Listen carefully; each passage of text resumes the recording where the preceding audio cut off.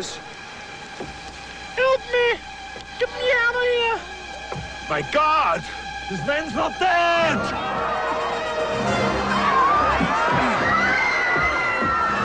Arnold Schwarzenegger pokes fun at himself and his larger-than-life stunt-filled movies in Last Action Hero, one of the new summer films we'll be reviewing this week on Siskel and Ebert. And we'll also take a look at Steven Spielberg's new dinosaur epic, Jurassic Park. I'm Roger Ebert of the Chicago Sun-Times. And I'm Gene Siskel of the Chicago Tribune. Our first film is Last Action Hero, and this is a most ambitious project that works quite well and fits and starts and then drags on for what seemed to me like an extra 30 minutes, wearing out its welcome. It's a movie within a movie within a movie about a young boy who is addicted to Arnold Schwarzenegger action pictures, and he ends up landing right inside one. Here's the scene where it all happens.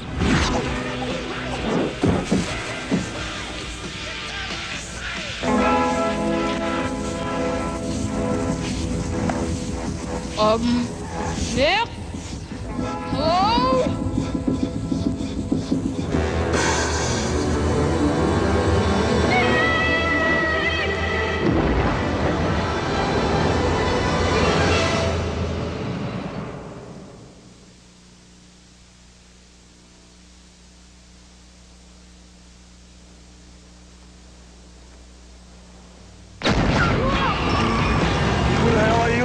That's Austin O'Brien, quite good and relaxed as the kid. They become cop partners, and the banter here is a lot better than that Burt Reynolds monstrosity, Cop and a Half. The joke here, Schwarzenegger's character naturally doesn't realize he's in a movie. He thinks he's real. You don't understand. You just solved the entire case. You just revolutionized the entire history of police training. I mean, all these years at the academy, studying human character, psyche of the terrorist, fingerprint analysis, all the courses that I've taken in surveillance, hostage negotiation, in criminal psychology. I mean, all I had to do is just drive around the neighborhood and point my finger at the house and say, the bad guys ain't there. Together, they both chase movie mobsters here atop a hotel for a mob funeral. And this is where the film starts to get a little long, even though the stunt work is impressive. Hold it! Don't shoot! You will drop Leo!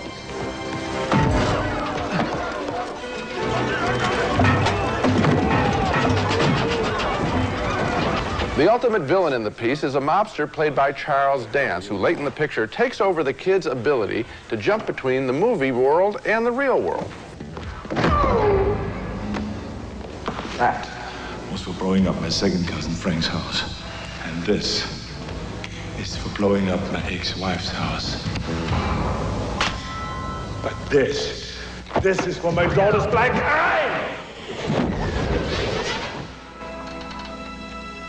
Usually when I do that, it leaves a hole. As I watched Last Action Hero, I thought of a line written by film critic Vincent Canby at least a decade ago, that with the homogenization of the American film industry, with escalating budgets and safe subjects, we were heading toward a time when, in a manner of speaking, there would be just one movie made in a year. And Last Action Hero could be that film. It has the #1 movie star doing his thing and also commenting on it at the same time. Ultimately, he seems like he wants to get onto new territory, and so do we. I enjoyed chunks of Last Action Hero, but culturally, I think it may be more significant than it is entertaining. I was also disappointed in it, Gene, and also, like you, I was impressed by some of the stunt work, but then again, you can kind of manufacture stunts. The tricky part is to put them in a movie that is worth watching for 2 hours and keeps your interest. And here, I think one of the problems was this duality, because the suspense scenes, when you're supposed to be really wrapped up in them, are all undercut by the knowledge that it's the movie within the movie, and so something is going to happen in such a way that what you're seeing isn't really what is going to be the payoff. I don't know if I made that clear, but what you're saying is that the movie constantly confuses you on that level of emotional involvement. No, what it does is it sets up a pattern that you know is going to be kept on going, and so that when it's tense, you know it's going to be uncut. What I think they should have done is had it be more bookend introductions and let the action go straight through, or have the kid talk. That might have helped. And have a rooting interest where he's really trying to help the kid, not joking with each other so much. The one thing that I liked somewhat was the way they kid the action cliches. Good. For example, the talking killer, which we've talked about on this show. That was smart. Okay, next movie, and our next movie is Once Upon a Forest, an animated feature from the Hanna-Barbera studio that is right up to date and very politically correct. It uses its furry little forest animals to argue against pesticides and in favor of herbal medicine. As the movie begins, a wise old badger with the voice of Michael Crawford is teaching about the wonders of nature to a class of his students, young animals who are known in the forest as furlings. Now, What is this, Furlings? I know. A willow, Cornelius. Correct. And did you know its bark can be used to cure rheumatism? Uncle Cornelius, what's rheumatism? Then their idyllic sanctuary is invaded by men who release poison gas into the homes of the animals. One of their little friends goes into a coma, and the old badger sends the Furlings on a desperate mission to gather up the rare herbs that can save her life. But everything in our meadow's dead. Then you must find another. Another meadow? There's no choice. You only have 2 days' time. There are, of course, lots of adventures as the Furlings wander into uncharted lands on their quest for the herbs.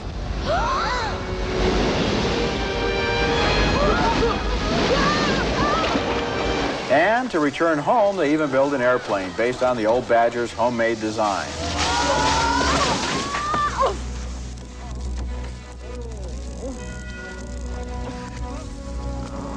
Where are we?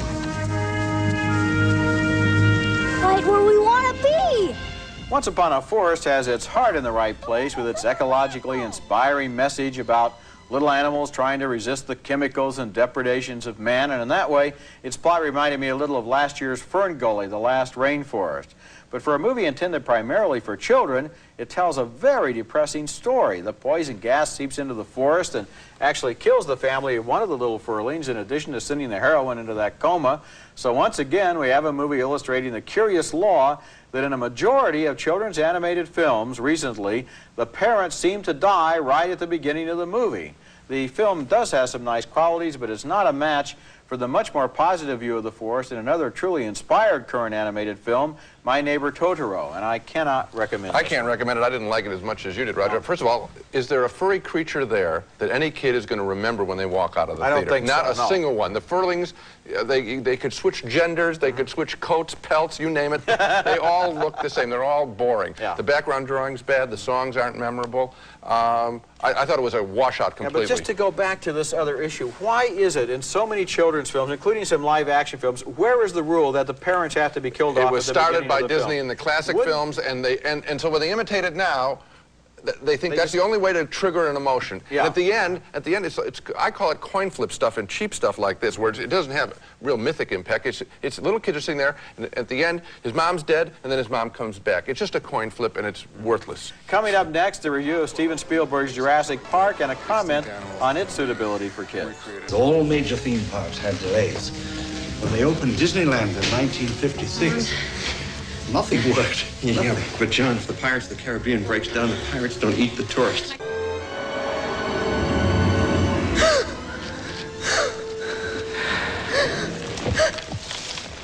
Go away! It's okay. Brachiosaur. They're back after millions of years. Dinosaurs, of course, in Steven Spielberg's Jurassic Park. And the bottom line is that his special effects dinosaurs are truly thrilling, but unfortunately his human characters are not. Sam Neill and Laura Dern play archaeologists lured to a billionaire Richard Attenborough's nature park where he has grown some very real dinosaurs. He's looking for the scientists' endorsement. They're looking at the dinosaurs, and so are we. How fast are they? Well, we clocked the T-Rex to 32 miles an hour. T-Rex? Mm-hmm. You said you've got a T-Rex? Uh-huh. Say again. Also on the island, a skeptical mathematician played by Jeff Goldblum, the best human character in this movie. He has some of the same adult edge as Spielberg's adult characters in Jaws. You stood on the shoulders of geniuses to accomplish something as fast as you could, and before you even knew what you had, you patented it and packaged it and slapped it on a plastic lunchbox, and now you're selling it. You want to sell it. Well, I don't think you're giving us our due credit. Our scientists have done things which nobody's ever done before. Yeah, but your scientists were so preoccupied with whether or not they could that they didn't stop to think if they should. As you might expect in the movies, when man plays God, he loses, and the dinosaurs are soon running free. Look at the wheeling, the uniform direction changes, just like a flock of birds evading a predator. They're flocking this way.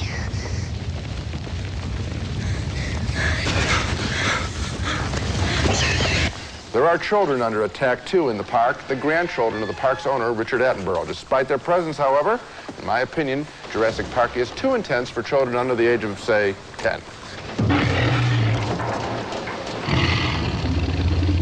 Turn the light on.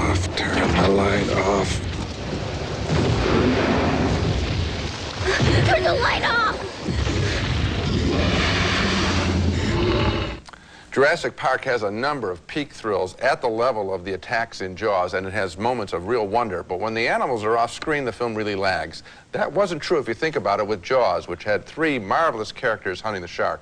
Jurassic Park only has Goldblum. The rest of the crew stands around and smiles or schemes. Still, thumbs up for me. The action scenes are really enjoyable. I give a thumbs up too, and also for the action scenes, and I feel that really this movie, though, is a missed opportunity, because what he doesn't have here, and what I really missed from a movie by Spielberg like Close Encounters of the Third Kind, is the sense of awe, the sense of majesty. These creatures are back, and it's amazing, and right away, after an opening shot that has a little of that, yes, it does. The movie disintegrates basically into a monster picture, where the dinosaurs are chasing everybody, and the people are running away, and there's lots of action and lots of screaming, but there's not really any opportunity to really give these creatures their due. It's almost like the movie doesn't have any respect for the intelligence of the audience, that they might really be interested in dinosaurs instead of just in the action scenes. We could have used more scenes, you're right, of awe, and that's, well, I think you're just right. And I think you're right about whether or not it's too intense for kids. Now, I've talked to some parents who have really prepped their children. They've said, look, the kids in the movie don't get hurt, and the dinosaurs are just special effects, or their animation, or their models. And to a degree, I think you can prepare children for a movie like this, but at the same time, I think there are scenes in this movie that are very intense. Now, it's being aimed at kids. I mean, it's being promoted through dino meals at McDonald's, and a lot of kids are going to want to see this movie, and I think for the little ones, it's going to be too strong. I've heard of parents taking their kids out of the theaters over this opening week, little tiny kids under the age of 10. Coming up next, 2 gamblers are forced to pay off their debt in a very bizarre fashion. Mandy Patinkin and James Spader star in The Music of Chance. I remember asking for shovels. You asked for shovels, Jim? Why not ask for them, son? Sure enough, got yourself a couple.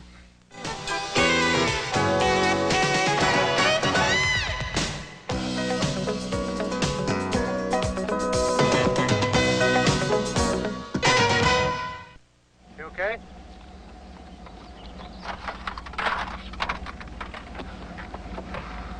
I'm going to New York. Is that all right for you? Seatbelt's on your right. 2 men meet by chance on a highway at the beginning of The Music of Chance, and chance will lead them into an existence stranger than fiction.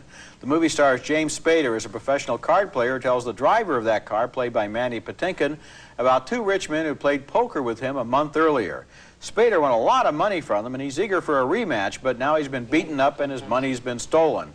Patinkin has a $10,000 nest egg, and he decides to back Spader in a return match with the same 2 guys. They're named Mr. Flower and Mr. Stone. They're played by Charles Durning and Joel Grey, and they live isolated on a vast estate. They agree to another game. So what's it to be then, Jack? 7-card stud? Fine, 7-card stud from start to finish. But this time their poker has improved considerably, and Spader and Patinkin lose all of Patinkin's money, plus another $10,000 on credit. A full house. What can you do to answer that, Jack? Not a thing. To work off the debt, the men are put to work building a wall of 10,000 stones, supervised by M. Emmett Walsh as a quirky, menacing combination of handyman and prison guard. From now on, you boys be hauling the stones over the trench with this here wagon. You're not serious, are you? I'm serious. From now on, you'll be using the wagon in the morning. In the afternoon, you'll be cementing the stones in place. The Music of Chance turns into a strange allegory where perhaps, after all, nothing has happened by chance. Directed by Philip Haas and based on the novel by Paul Auster, the movie reminded me of a 1960s film, a movie from back when movies were allowed to have ideas and even dare to mystify the audience. Patinkin and Spader are very good in the film and completely realistic performances that keep the story grounded and keep the fantasy elements from taking over. They seem trapped, but by what? Their own greed? The cruelty of Mr. Flower and Mr. Stone? Or does life sometimes just play dirty tricks? This is the kind of movie you can talk about afterwards. I think it's the last, if I had to... I like debating it like this. I think it's the last thing you said. I think life just happens to play dirty tricks. And I like the edge of the film. I like the fact that I could not predict it. You may have spoiled some of the surprises with a detailed analysis of the plot there, but I was continually being surprised. I could not figure out where this picture was going. It brings in all sorts of strange elements, the building of the stones, the little world that they have upstairs. These are really refreshing things that take the movie out of that tunnel that tunnel plot line that we get so often in And American Durning and films. Gray are good too, Oh, because very they're so good. ambiguous. At the beginning they seem kind of like genial poker playing hosts, and then later they turn evil. And you know, it's very rare these days to get a movie that is about the nature of the world. Yes. Usually you get a movie that's about a story in which if the good guy can kill the bad guy, the story will be over. Or but not a movie that makes you think about things. Or a specific disease. Yeah, or something. Micro problems, not macro issues. You got it. Okay. Coming up next, a love triangle between a violinist and the men who take care of her violin. Coeur and Hiver, French for a heart in winter. And this is an engrossing French love story in all the ways that French stories are traditionally engrossing. It's adult and smart and restrained, and the passions seem real. Emmanuel Bayard plays a young concert violinist who will break up the personal and professional relationship between two men. A violin shop owner, André Dussolier, and his chief repairman, Daniel Auteuil. Je l'ai suivi dans ses concerts. Un soir, j'ai été la voir après. Elle n'était pas contente d'elle. Alors je lui ai parlé d'un passage particulièrement aride, qu'elle avait traité avec beaucoup d'émotion. Even though his boss is having an affair with the violinist, the repairman is drawn to her.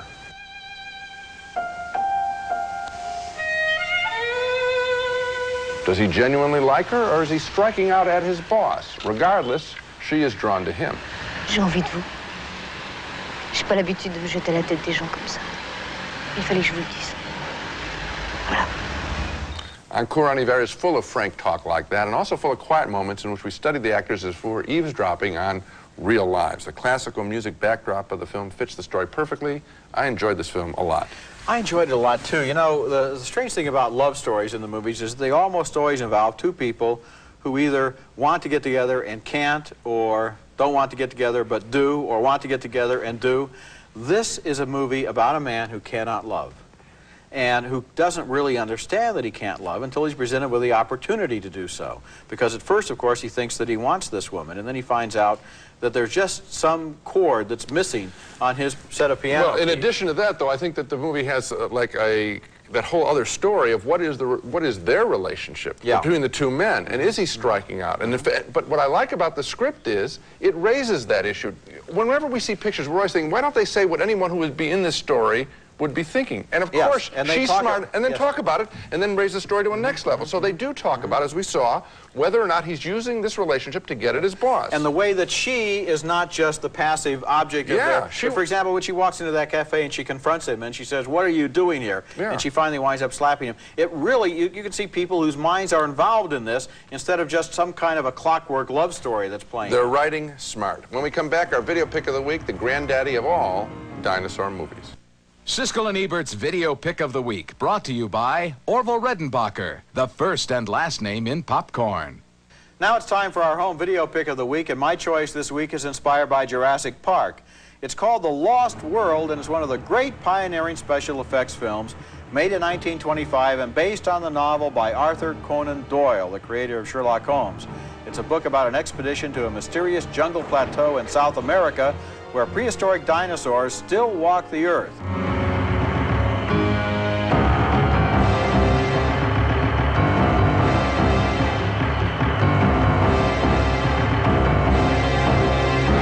The Lost World is available on both Laserdisc and videotape, and I recommend you have a look at it. Now let's take another look at the movies we reviewed this week.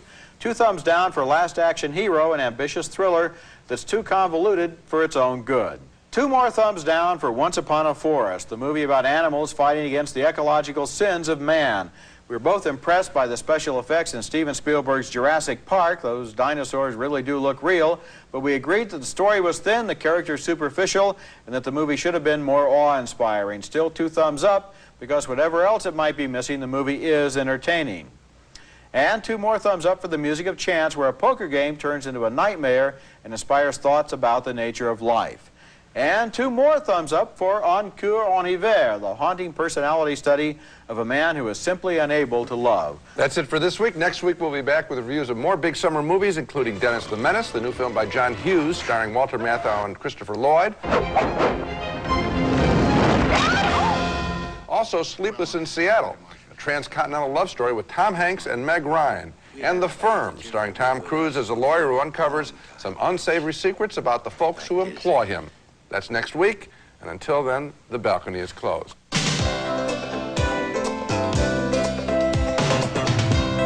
Sundance, made with pure fruit juice and sparkling water. No sugar added. With Sundance, great taste comes in colors, and so does great family refreshment. St. Ives Swiss Formula Apricot Scrub. St. Ives Swiss Formula polishes your complexion beautifully naturally. St. Ives Swiss Formula Apricot Scrub. For hair color that thinks it's a conditioner, ask your professional stylist for Shades EQ Color Gloss from Redken. The power behind beautiful hair. New Kraft-Free Honey Dijon non-fat dressing. You won't believe how delicious fat-free can be. If it tastes too good to be fat-free, it's Kraft-Free.